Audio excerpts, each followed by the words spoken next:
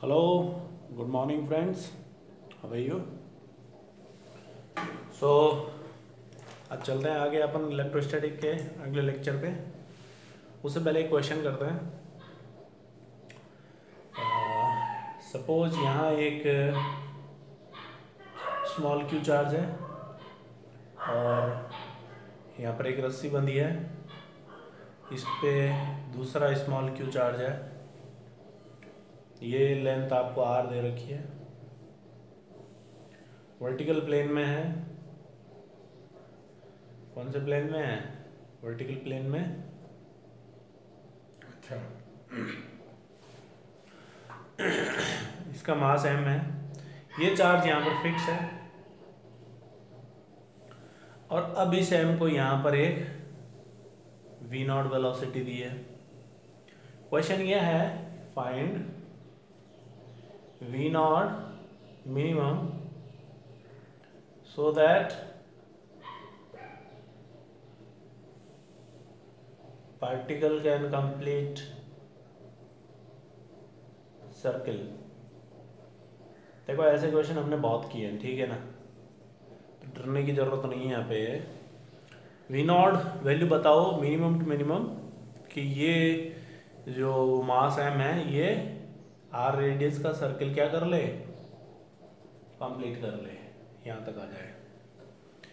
अब कैसे करें? तो देखो यहाँ पर भाई रस्सी है और वर्टिकल प्लेन में है, तो क्या यहाँ पर गिरने का डर है? हाँ, गिरने का डर है ना यहाँ पे। तो बीच में कहीं पर हमने कहा था वेलोसिटी जीरो नहीं होगी, उससे पहले क्या जीरो हो जाएगी? टेंशन। गिरने का डर कहीं पर जहाँ पे भी होता है वहाँ वेलोसिटी जीरो ना होके सबसे पहले क्या जीरो हो जाती है? टेंशन। तो सर्किल कंप्लीट करवाने के लिए हम टेंशन कहाँ जीरो करवाएंगे? यहाँ पे सी पॉइंट पे।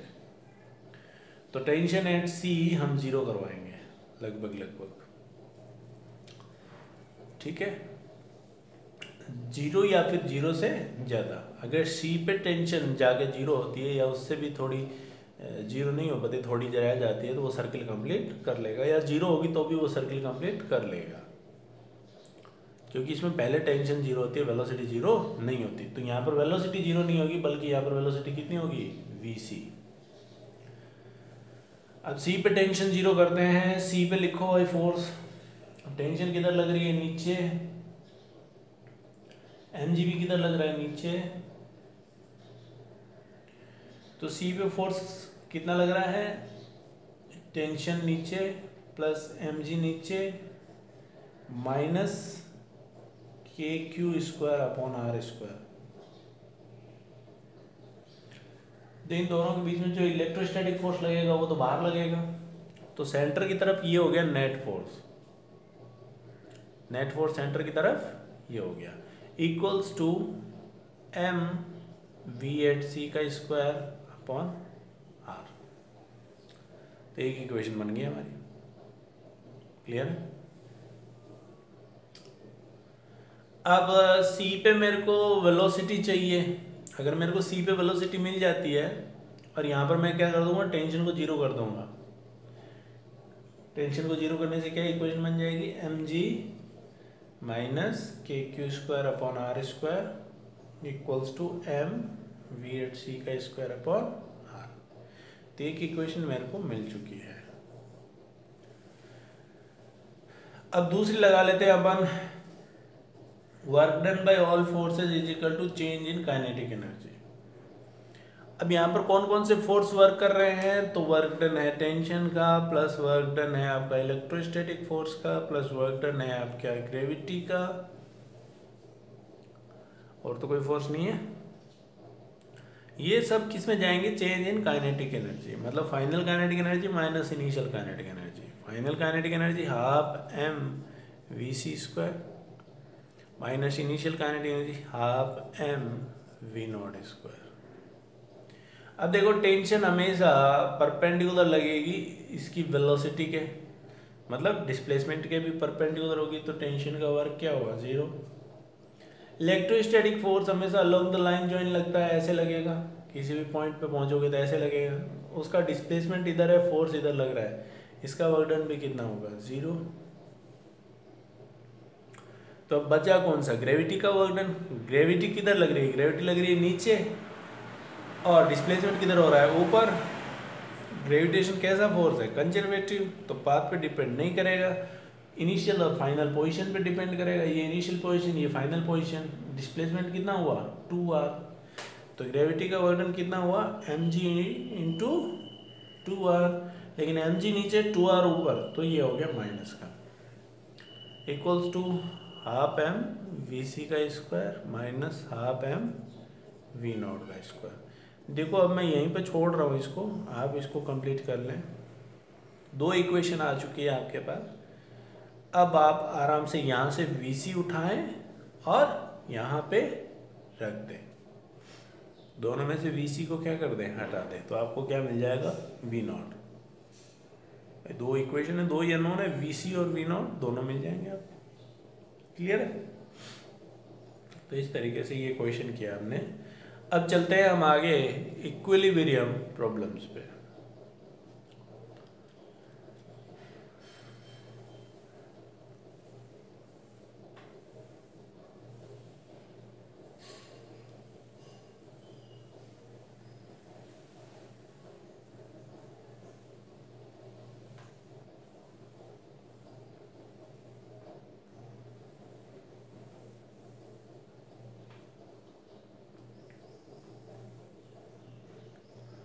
सो इक्विलिब्रियम, इक्विलिब्रियम हमने बहुत अच्छे से पढ़ा, बहुत अच्छे से। इक्विलिब्रियम वो पोजीशन होती है जहाँ पर बॉडी पे नेट फोर्स भी जीरो हो और नेट टॉर्क भी जीरो हो। अब यहाँ पर देखो चार्ज पार्टिकल है, बहुत छोटे छोटे चार्ज पार्टिकल है, मतलब इन्फानाइट स्मॉल चार्ज पार्टिकल है, तो उन पर टॉर्क क्या ही लगेगा, है कि नहीं। उनकी रेडियस बहुत कम है तो टॉर्क क्या ही लगेगा। तो हम इक्विलिब्रियम में सिर्फ इसको चेक करेंगे, नेट फोर्स क्या हो, जीरो। अब जैसे एक चार्ज है यहाँ पर Q और दूसरा चार्ज है यहाँ पर इसको भी क्या लेते हैं Q, इन दोनों के बीच की डिस्टेंस है L। अब मेरे को इन दोनों के बीच में यहाँ से x डिस्टेंस पे एक चार्ज रखा मैंने Q, मुझे x बताना है कि x कितना होगा फॉर इक्विलिब्रियम। तीनों चार्ज पॉजिटिव है, x फॉर इक्विलिब्रियम। तो मैंने x पे रख दिया, अगर ये x है तो ये लेंथ कितनी होगी, L माइनस एक्स। अब इस Q की वजह से इधर फोर्स कितना लगेगा और इस Q की वजह से इधर फोर्स कितना लगेगा। देखो लाइन ज्वाइनिंग का लॉन्ग फोर्स लगाएंगे दोनों, और तो सारे पॉजिटिव चार्ज है तो अब रिपेल करेंगे। तो मैं Q पे नेट फोर्स लिख रहा हूं और उसको क्या कर दूंगा, जीरो। तो Q पे पॉजिटिव डायरेक्शन में कितना लग रहा है, इधर कितना लग रहा है इसकी वजह से, तो K Q upon x square. इधर कितना लग रहा है, तो इधर लगेगा, उसको करेंगे माइनस का, K Q upon L minus x का स्क्वायर इक्वल्स टू जीरो, अगर इक्विलिब्रियम है तो यहाँ से K Q हट गया, x square is equal to L minus x square, square हटा दो, x equal to L minus x, 2x equal to L और x is equal to L by 2। अगर ये दोनों चार्ज सेम होंगे तो एकदम सेंटर पे बीच में आएगा इक्विलिब्रियम पोजीशन। क्लियर? अच्छा यहाँ पर अगर Q नहीं माइनस Q भी होता तो दोनों जगह माइनस Q आ जाता और फिर से ये जीरो हो जाता। मतलब इस चार्ज पे डिपेंड नहीं करेगा कि इक्विलिब्रियम कहाँ पर है, इस चार्ज पे डिपेंड नहीं करेगा कि इक्विलिब्रियम कहां पर है।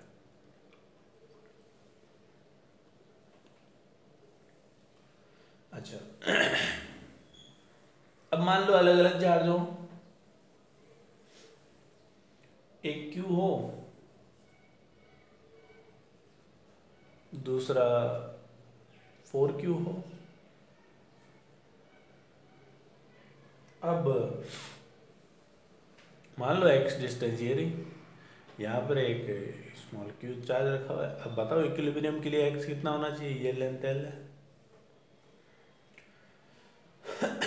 तो एफ नेट बराबर 0, एफ नेट लिखते हैं के Q Q upon x square, इसकी वजह से इधर फोर्स, माइनस उसकी वजह से इधर फोर्स के four Q Q upon L minus x का स्क्वायर इक्वल टू 0।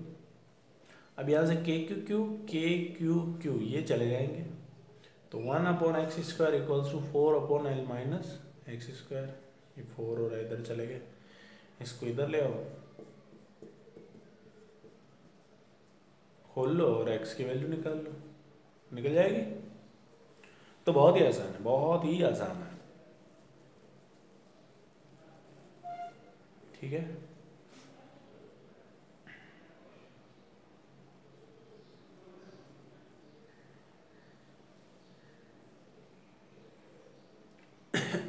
तो ये इक्विलिब्रियम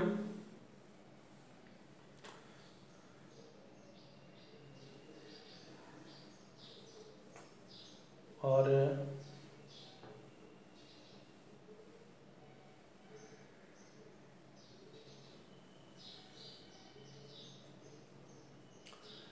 नाउ अब इक्विलिब्रियम में आगे बढ़ते हैं अपन।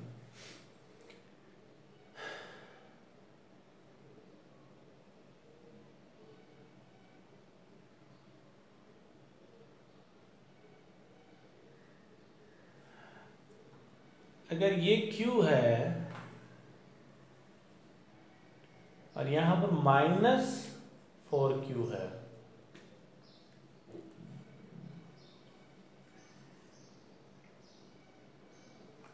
और ये लेंथ L है,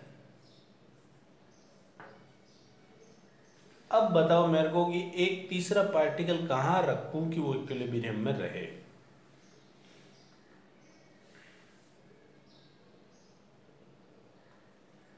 कहां रखें कि वो इक्विलिब्रियम में रहे, सोच के देखो। अगर मैं उस पार्टिकल को यहां रखता हूं बीच में, मान लो पॉजिटिव पार्टिकल है, तो ये चार्ज उसको रिपेल करेगा, ठीक है। ये नेगेटिव चार्ज उसको अट्रैक्ट करेगा, मतलब वो भी इधर ही फोर्स लगाएगा। तो अगर इसके बीच में आप कहीं पर भी देखेंगे तो फोर्स हमेशा इधर की डायरेक्शन में रहेगा, तो कभी जीरो हो ही नहीं सकता। या तो फोर्स इधर लगे और ये आए इधर लगे तब जीरो हो सकते हैं। अब दोनों ही सेम डायरेक्शन में लगना है तो जीरो कैसे होंगे फोर्स, और जब फोर्स जीरो नहीं होगा तो इक्विलिब्रियम नहीं आएगा। अच्छा, तो फिर आगे देखते हैं अपन। मान लो मैंने इस चार्ज को बाहर रखूं, मैंने यहां रख दिया। अब ये -4Q इसको क्या करेगा, अट्रैक्ट करेगा, और ये वाला +Q इसको क्या करेगा, रिपेल करेगा। अब देखो +Q एक तो इससे मैग्नीट्यूड में छोटा है तो रिपल्सन वैसे ही कम होगा, और दूसरी बात इसकी डिस्टेंस ज़्यादा है तो और कम होगा रिपल्शन। तो इस Q का रिपल्शन, ये वाला फोर्स बहुत वीक होगा और ये वाला बहुत ही ज़्यादा स्ट्रॉन्ग होगा। अगर ये फोर्स स्ट्रॉन्ग है तो इस पर नेट फोर्स इधर आ जाएगा और ये इसको खींच के चिपका लेगा, उधर भी कोई इक्विलिब्रियम नहीं मिलेगा आपको, बीच में वैसे ही नहीं मिलेगा। छोटे वाले के इधर देखते हैं, तो ये फोर्स, ये चार्ज छोटा है लेकिन नजदीक है, तो इसका ये फोर्स एक सिग्निफिकेंट वैल्यू रखेगा। ये वाला चार्ज दूर है लेकिन मैग्नीट्यूड में बड़ा है तो ये अट्रैक्ट करेगा, इसकी भी एक सिग्निफिकेंट वैल्यू होगी। तो ऐसी कोई पोजीशन मिल सकती है कि जहां पर एफ नेट 0 हो, ठीक है। तो आप ये एक स्टेटमेंट सा लिख लें। स्टेटमेंट तो क्या है, for equilibrium for two different nature of particles, equilibrium for two different nature of particles, equilibrium lies just outside the smaller charge, equilibrium lies just outside the smaller charge. इस smaller charge magnitude की बात कर रहे हैं, इसके just बाहर रहेगा। तो इसको मान लो अब ये x है, अब देखते हैं कितना होगा x। अब यहाँ पर रखा चार्ज q, ये x है, तो एफ नेट को 0 करते हैं। तो इधर फोर्स कितना लग रहा है, तो वो तो अट्रैक्शन लग रहा है इसकी वजह से, कितना k -4q upon l plus x का स्क्वायर। और इधर रिपल्सन लग रहा है तो वो हो जाएगा नेगेटिव का k q upon x square equal to 0। काटा पीटी कर दो, k q तो -4 अपॉन l प्लस x का square -1 upon x square equals to 0। अब इसको आप सॉल्व कर लो।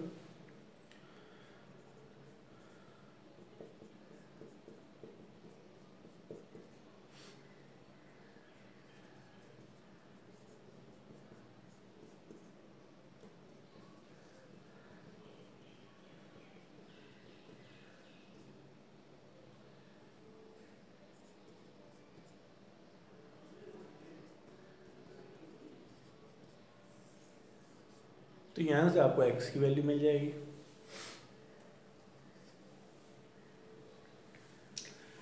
तो यहाँ पर आपको x की वैल्यू मिल जाएगी, बुझ लो।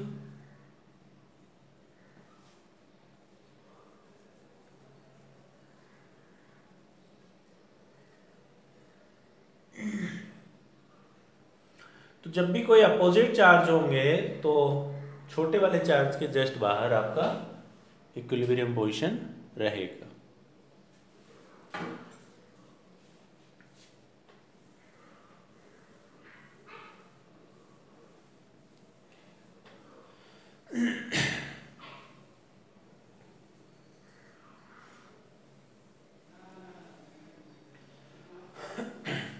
अब इक्विलिब्रियम में आगे चलते हैं, टाइप्स ऑफ इक्विलिब्रियम।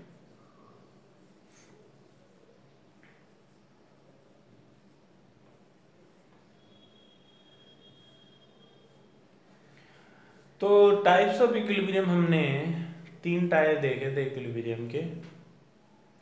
जब कोई पार्टिकल यहाँ होता है, पोटेंशियल एनर्जी सबसे कम होती है, तो ये होता है स्टेबल।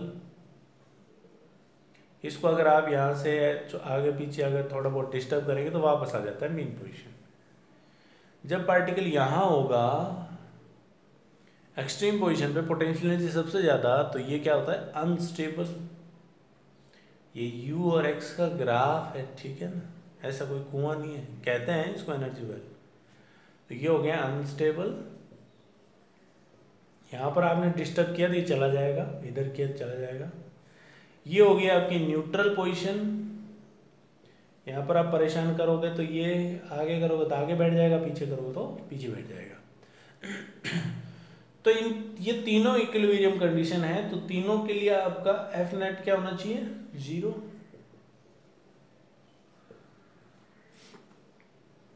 याद आ रहा है कुछ कुछ। और इसके लिए पोटेंशियल एनर्जी मिनिमम होनी चाहिए, और पोटेंशियल एनर्जी मिनिमम हो तो उसके लिए क्या करेंगे, पहली बात तो du/dx 0, फिर d2u/dx स्क्वायर, ये क्या होना चाहिए मिनिमम के लिए, पॉजिटिव। du/dx 0 मतलब f0, f is minus du/dx, ठीक है। यहां देखेंगे तो यहां पर f0 मतलब du/dx 0 और d2u/dx स्क्वायर, ये क्या होगा यहाँ पे नेगेटिव, और यहां पर d2u/dx स्क्वायर भी 0 हो जाएगा,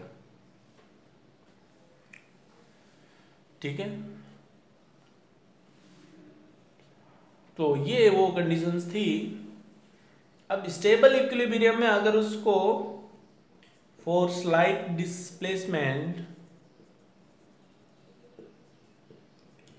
पार्टिकल परफॉर्म्स SHM,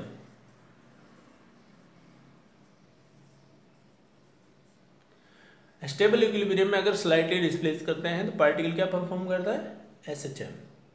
तो बस अब 2-3 क्वेश्चन होंगे SHM वाले, कर लेते हैं। रफ करें।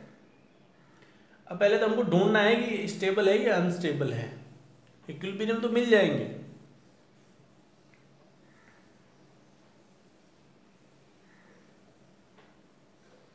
जैसे ये एक चार्ज है Q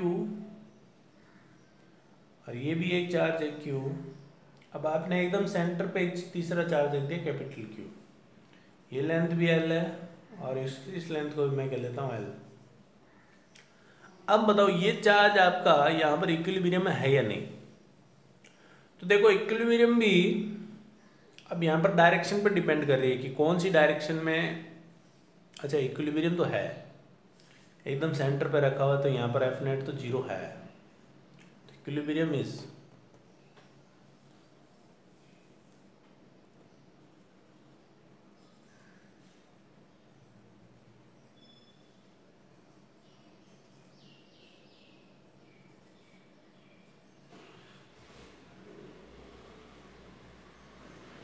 तो सेंटर पे रखा हुआ तो इक्विलिब्रियम में तो है। कौन सा इक्विलिब्रियम है ये आपको बताएगा, इसको आप डिस्प्लेस करके देखो। तो मैं इसको पॉजिटिव x में डिस्प्लेस करता हूं। चलो अगर मैं इस चार्ज को यहां ले आऊं,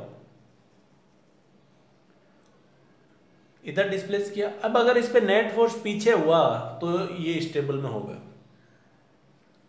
आपने आगे डिस्प्लेस किया, ये चार्ज इसको रिपेल कर रहा था और आपने और नजदीक ले गए तो इसका फोर्स और बढ़ गया, तो ये पीछे वाला फोर्स और बढ़ गया।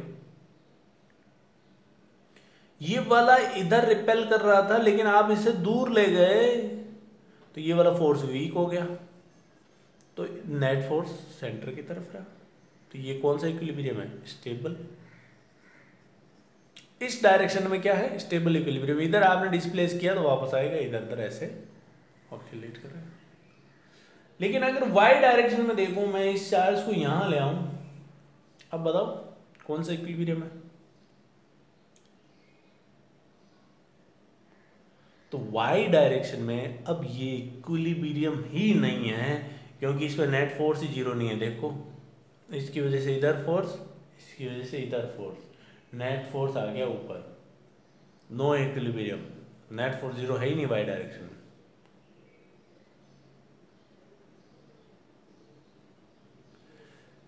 यहां पर नेट फोर्स 0 नहीं है, लेकिन यहां पर तो है। यहां पे है कि नहीं नेट फोर्स 0? हाँ है। अब यहां पर ये इक्विलिब्रियम है, लेकिन अगर मैं y में इसको डिस्प्लेस कर दूंगा तो नेट फोर्स इधर हो जाएगा और ये चला जाएगा। तो y में कैसा है? Unstable equilibrium.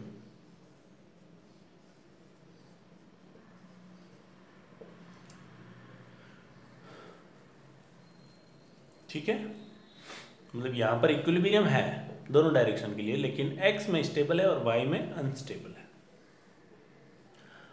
अगर यही बात मैं दोनों के बीच में एक नेगेटिव चार्ज रखूं,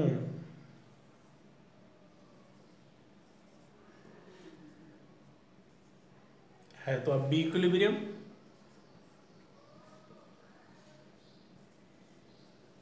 कैसा इक्विलिब्रियम है तो वो देखना पड़ेगा। इक्विलिब्रियम तो है। ओ पहले x में देखते हैं।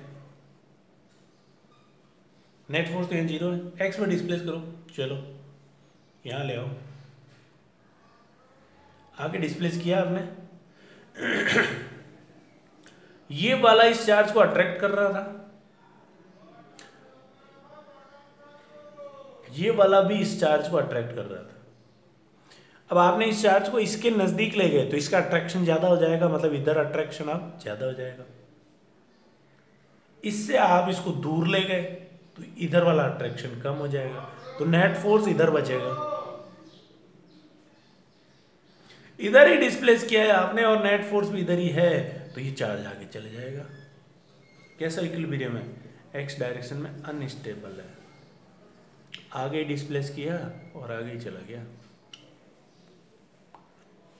लेकिन अगर y में देखूं मैं, अगर मैं y में इसको ऊपर डिस्प्लेस करूं, यहां पर लाऊं, तो ये क्यू इसको अट्रैक्ट करेगा, ये क्यू भी इसको अट्रैक्ट करेगा और नेट फोर्स इधर आएगा। तो आपने डिस्प्लेस ऊपर किया था, नेट फोर्स नीचे है, इसका मतलब अपोजिट। तो ये वापस मीन पोजीशन की तरफ आएगा, फिर नीचे जाएगा, फिर वापस आएगा। कैसा इक्विलिब्रियम है वाई में? स्टेबल। कैसा इक्विलिब्रियम है? स्टेबल।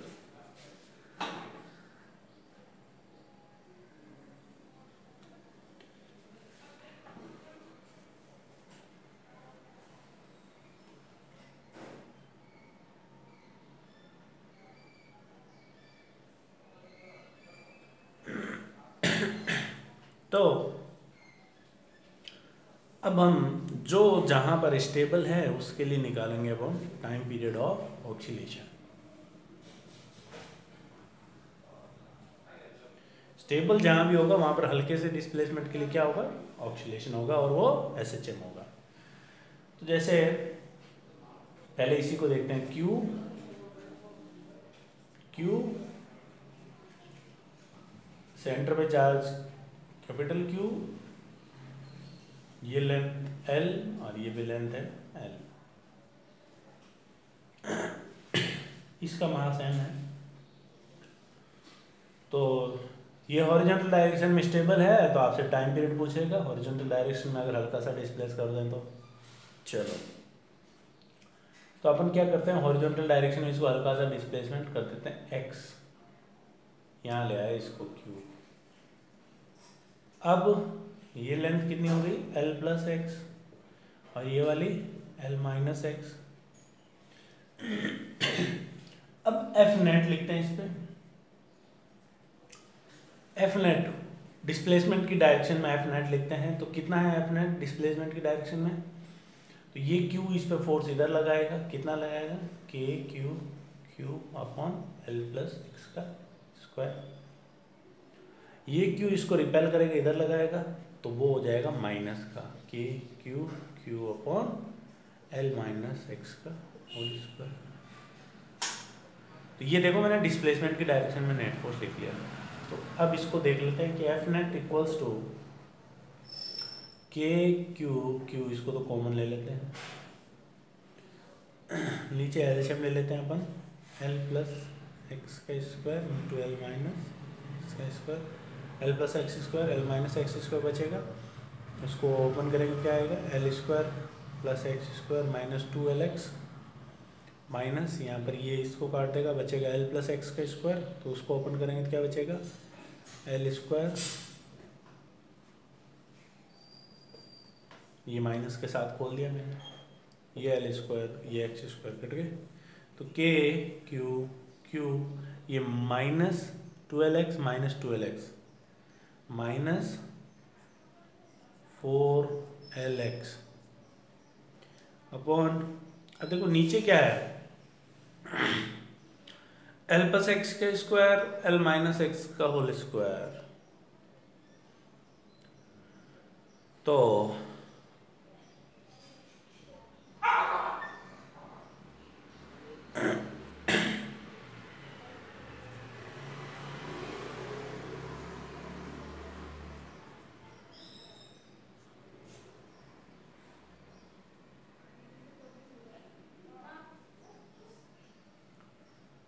तो ये इसका भी स्क्वायर,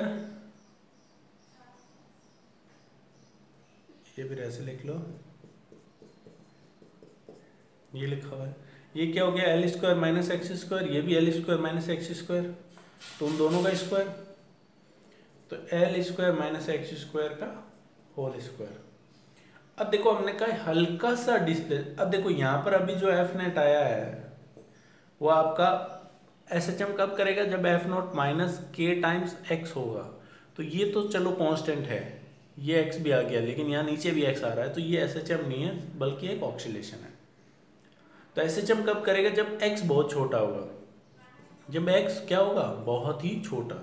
और जब एक्स बहुत ही छोटा होगा तो यहाँ पर मैं एक्स को क्या पुट कर दूंगा इन कंपैरिजन टू एल? 0।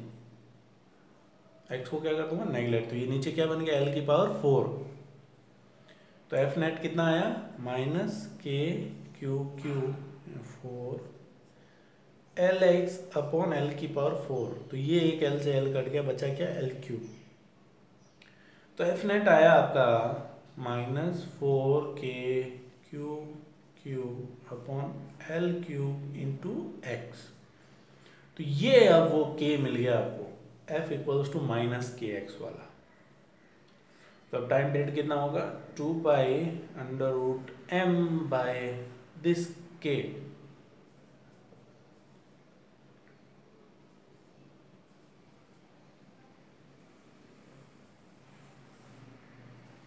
ये तभी पॉसिबल होगा जब आपका x बहुत ही छोटा होगा, तब ये क्या करेगा, SHM।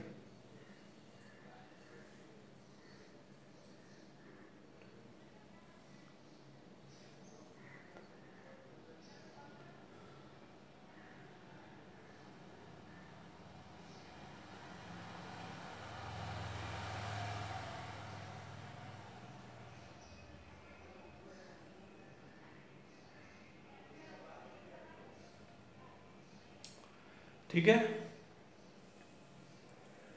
तो ये रहेगा इसमें टाइम पीरियड। आप चाहो तो इसको याद रख सकते हो।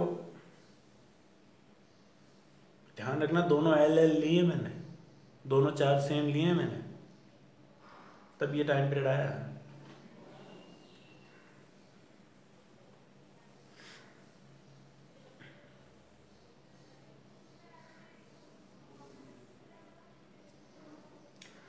अब दूसरा वाला देखते हैं कि ये चार्ज है Q, दूसरा इक्विलिब्रियम आया था हमारा, यहाँ पर एक -Q चार्ज था और उसका y में इक्विलिब्रियम आया था, इधर तो नहीं आया था, y में आया था। तो ये लेंथ L है, ये भी L है सपोज। तो इसको मैंने y में यहाँ पर -Q को डिस्प्लेस किया, y में कितना डिस्प्लेस किया, x। तो अब इस पे अगर मैं एफ नेट कुछ -kx टाइप निकाल लूं तो SHM करेगा। तो x आपने आगे डिस्प्लेस किया, ये q इसको इधर अट्रैक्ट करेगा और ये q इसको इधर अट्रैक्ट करेगा। ये l है, ये x है, ये लेंथ कितनी हो जाएगी, L² + x² का रूट, ये भी इतनी हो जाएगी।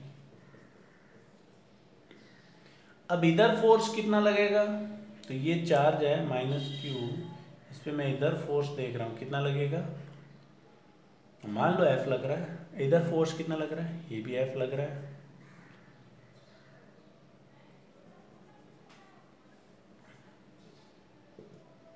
ये एंगल है सपोज थीटा, ये भी होगा थीटा। तो F इधर लग रहा है तो इसके दो कंपोनेंट हो जाएंगे, एक इधर एक नीचे। इस F का भी एक कंपोनेंट इधर एक नीचे, तो ये दोनों तो कैंसिल हो जाएंगे। नेट फोर्स नीचे की तरफ रहेगा, कितना रहेगा, तो ये F है, ये एंगल थीटा है, ये भी हुआ थीटा, तो इधर F cos थीटा, इधर कितना F sin थीटा, इसका भी F sin थीटा। तो F नेट कितना हुआ, 2F sin थीटा। इधर की तरफ कितना लगेगा, 2F sin थीटा, अगर ये एंगल थीटा है तो F नेट, पहली बात x के अपोजिट लग रहा है तो मैं नेगेटिव लिख दूंगा उसको, तो -2F, F कितना है, तो Q अपॉन R², मतलब इसका स्क्वायर,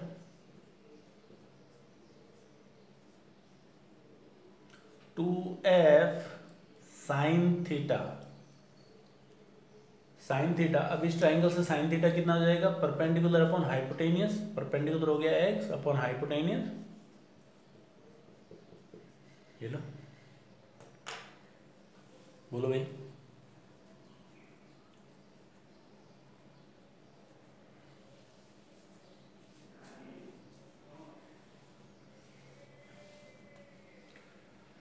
देखो ये माइनस साइन यहाँ लगा दिया, कंफ्यूज मत होना, मैंने अभी डायरेक्शन के लिए सिर्फ अट्रैक्शन ले लिया है, यहाँ पर सिर्फ मैग्नीट्यूड लिखा है ये।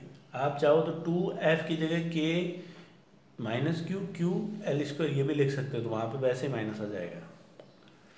तो यहाँ से अब F नेट कितना हुआ,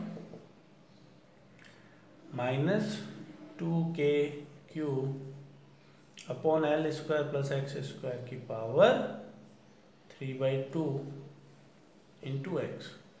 अब ये फिर भी ऐसे जब नहीं कर रहा, नीचे भी x आ रहा है, तो इस x को क्या कर देंगे अपन, x लगभग 0। x के कंपैरिजन, l के कंपैरिजन में x 0 है, तो इसको यहाँ से हम उड़ा देंगे। तो f नेट कितना हो जाएगा, -2k अपॉन l स्क्वायर की पावर 3/2 मतलब l³ इंटू एक्स। तो ये बन गया आपका वो k। टाइम पीरियड क्या आ जाएगा, 2π√m/, ठीक है। तो ये था SHM एंड इक्विलिब्रियम प्रॉब्लम्स। और भी चलती रहेंगी आगे ऐसी प्रॉब्लम्स, तो डोंट वरी।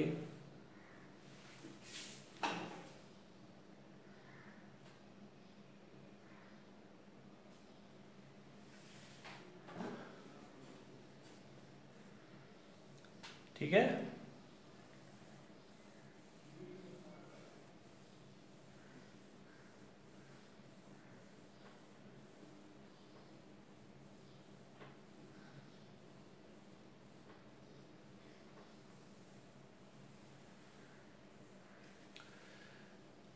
तो अब हम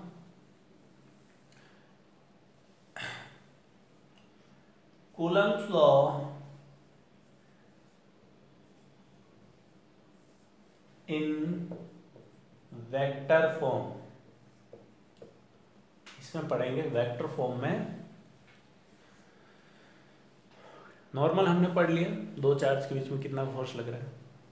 अगर वेक्टर फॉर्म में पूछ ले, ये आपके 12th बोर्ड के लिए भी काफ़ी इंपॉर्टेंट है।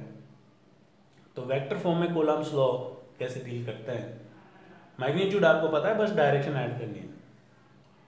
तो हमने कहा था हम फिजिक्स में हमेशा पॉजिटिव सेंस में चलते हैं, मतलब दोनों चार्ज हम कैसे लेंगे, पॉजिटिव। मान लो एक चार्ज यहाँ पर है Q1, दूसरा चार्ज यहाँ पर है Q2। इसकी पोजीशन सेंटर से ये R1 वेक्टर और इसकी पोजीशन R2 वेक्टर। अब ये Q1 जो है Q2 पे फोर्स इधर लगाएगा और Q2 जो है वो Q1 पे फोर्स इधर लगाएगा। तो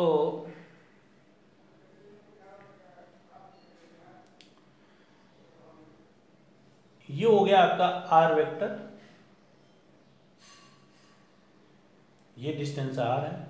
तो मुझे अब वेक्टर फॉर्म में चाहिए कि फोर्स ऑन 2 ड्यू टू 1, और वो भी किस फॉर्म में चाहिए, वेक्टर फॉर्म में। ध्यान से सुनना, 2 पे 1 की वजह से फोर्स चाहिए और वो भी किस फॉर्म में, वेक्टर फॉर्म में। तो मैं क्या करता हूं, एक तो मैग्नीट्यूड ले लेता हूं, एक तो ये मैग्नीट्यूड आ गया, और इनटू यूनिट वेक्टर हो गया। ऐसे लिखेंगे ना, ये मैग्नीट्यूड और ये यूनिट वेक्टर। अब फोर्स का मैग्नीट्यूड तो हमने अभी देखा है कितना होता है, K Q1 Q2 अपॉन बीच की डिस्टेंस R है, इसका मैग्नीट्यूड R होगा, तो R²। और यूनिट वेक्टर,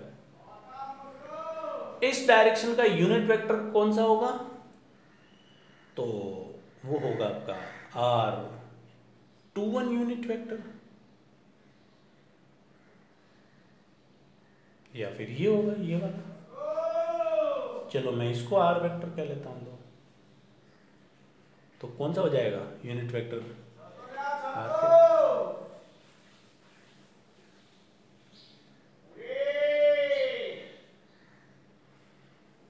मतलब इस 2 पे 1 की वजह से लगने वाला फोर्स इधर है, लाइन ज्वाइनिंग इधर, मतलब इस फोर्स का यूनिट वेक्टर डायरेक्शन वही होगा ना जो इस R वेक्टर का इधर यूनिट वेक्टर होगा। R वेक्टर यूनिट वेक्टर क्या होगा, R²।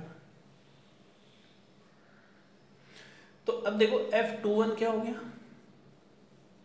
K Q1 Q2, ये R², बेसिकली ये क्या लिखा हुआ है, मॉड R का स्क्वायर, एक ही तो बात है।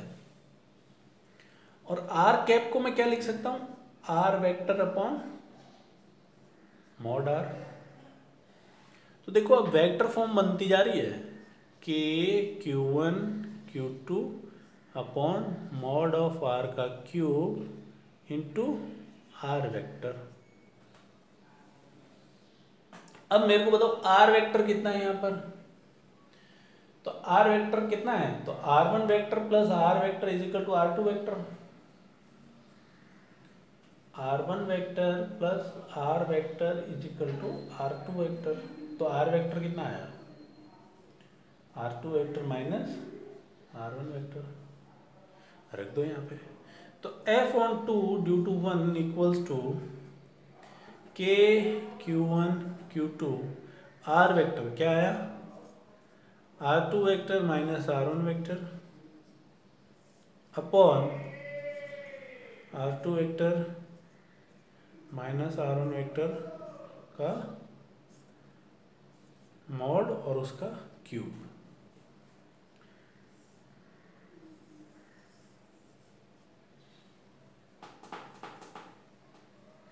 तो 2 पे 1 की वजह से फोर्स लिखेंगे तो ऐसे लिखेंगे के Q1 Q2 R2 vector minus R1 vector upon R2 vector minus R1 vector का मैग्नीट्यूड का क्यूब।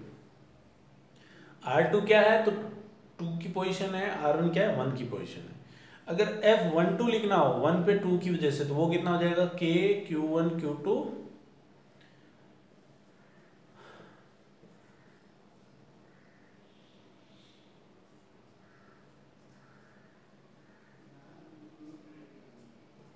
ये है कि नहीं।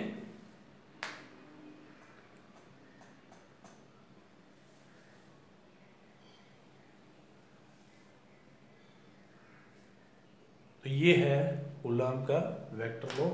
नेक्स्ट क्लास में और ज़्यादा इसको हम एलाबोरेट करेंगे। Thank you.